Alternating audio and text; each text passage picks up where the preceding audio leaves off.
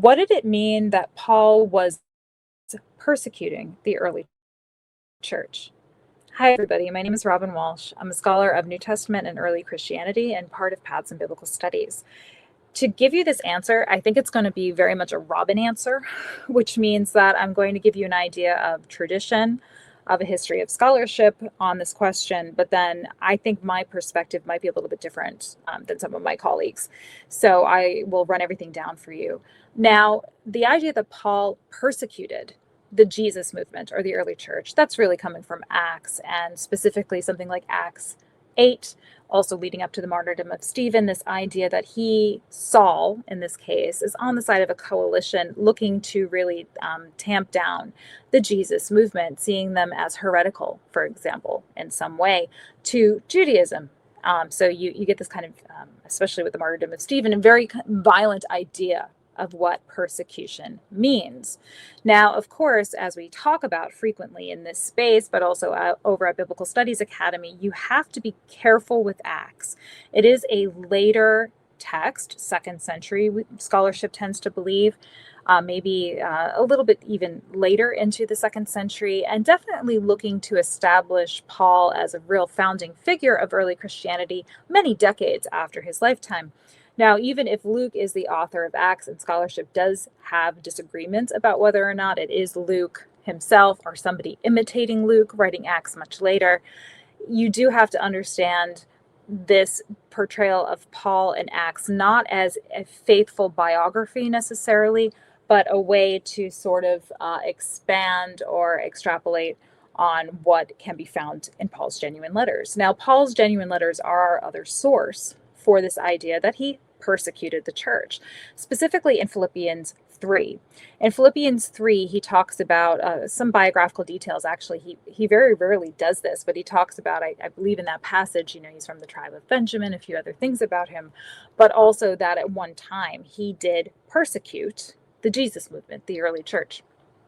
Now, here's the thing. This is where we get the Robyn version. Now, the word in Greek that we translate as persecute is diōkō. And if you look it up in the dictionary, definitely you will see that persecute is one option. But the primary definition of this word tends to be pursue. And sometimes that pursue can just mean sort of like chasing after something, or it can mean chasing after it in a really negative way. So this idea of like you are actually chasing to persecute, maybe to even cause harm. It has different resonances like any word. What's interesting about this word is that, as far as I know, this is the only time when we see it in Philippians that we actually translate the word as persecute with that negative connotation. The word actually does appear in Luke, in Matthew, and you actually see it again in Paul's letter to the Romans. In every single one of those cases, it's this idea, again, of pursuit, even sometimes in a really positive way. For example, in Romans 12:13, he talks about how he's basically going to pursue hospitality. So this idea that it's always persecution, when we see this word, it just doesn't bear out in a comparative sense in the New Testament. And I have a feeling that that portrayal in Acts of Saul has retroactively given a patina to the way that we interpret what Paul says in Philippians. And instead of talking about pursuing early Christians or the Jesus movement, for example, to tell them you're doing the wrong thing and kind of pestering them, we interpret it as persecute, imagining the martyrdom of Stephen. So I think that is where that is coming from. The other thing is, we have insufficient knowledge of what it meant to be a Pharisee in the diaspora. We just do. And so what was Paul's day job, essentially?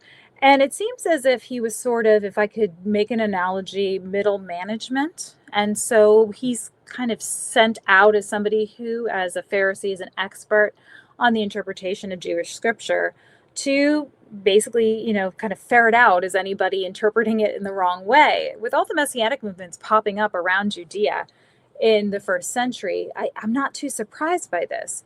But was it the case that Paul was going around killing people? I'm not sure. It might have been more like, as I say, sort of coming in as an authority to negotiate with people, bother people, or try to offer them a different kind of interpretation that was more aligned with the powers that be than some of these offshoot groups. But again, there's wiggle room on this. I think most scholars would say that in this case, we have to understand the very negative connotation of the word. The other context, by the way, where we do see this word, which I find interesting, is in Paul's use of what's called the Agon motif, which is essentially when he uses contest language or uses even sports metaphors, which he does quite frequently in his letters. So he'll talk about winning the race or winning the wreath or, running to the end. All that kind of language I find really interesting. And we do later on have iconography of Paul. There's a spoon at the Cleveland Art Museum. If you're seeing this and you are in Cleveland, I am jealous of you. Go look at this spoon that depicts Paul as a naked athlete. So this idea of and holding a victory wreath. So this idea of Paul and the Agon motif was also well known. And you sometimes still see this word pursue in light of this idea of pursuing a particular goal. So that's my interpretation. A little softer, a little kinder to Paul, maybe. But as I always say, this is the kind of thing we debate over at the Biblical Studies Academy. So please join us there at bartehrman.com/BSA learning.